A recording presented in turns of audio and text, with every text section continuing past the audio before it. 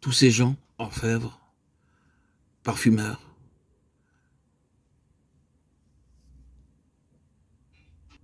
sacrificateurs, chefs et autres, étaient tous rassemblés, pour ainsi dire, à l'intérieur de la muraille. Ils étaient tous gouvernés par le témoignage. Et tout était fait pour servir le témoignage. Personne ne dit « Oh non, je suis supérieur, ce n'est pas digne de moi » ou « ce n'est pas ma vocation, je suis appelé à quelque chose d'autre ». Chacun considère que peu importe ce qu'ils sont ou ce que sont leurs significations dans ce monde, la chose qui importe plus que tout autre est ce témoignage. Dans Néhémie 3, vous voyez ressortir ce beau trait distinctif, la relation corporative de tous dans le témoignage.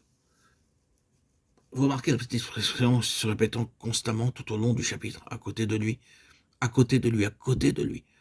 Or, c'est là simplement la déclaration répétée d'un fait.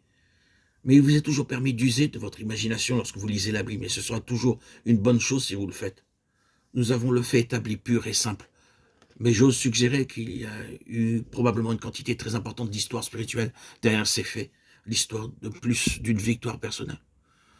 Je n'aime pas travailler à côté de lui, mais mettez-moi à côté de quelqu'un de plus plaisant, quelqu'un avec qui je puisse mieux m'entendre. Le fait est simplement spécifié à côté de lui, car nous le savons tous de façon naturelle. Ils peuvent avoir été des gens qui, au grand jamais, ne puissent s'entendre ni travailler ensemble.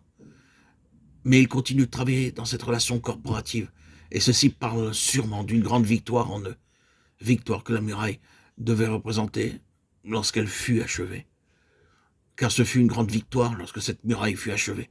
Ce fut une grande victoire sur tous les intérêts personnels, sur toutes les dispositions naturelles, préférences et antipathies. Quelle victoire ce fut dans tous les domaines.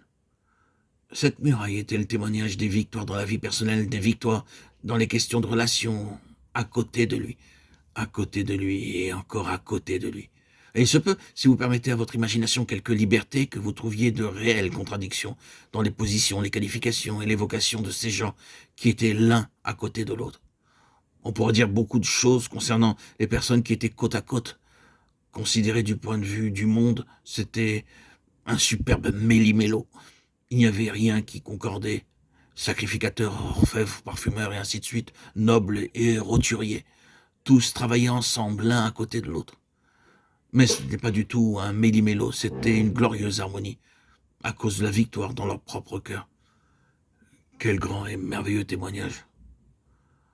Passé au Nouveau Testament, combien cela fut vrai en ces premiers jours des premiers chapitres des Actes.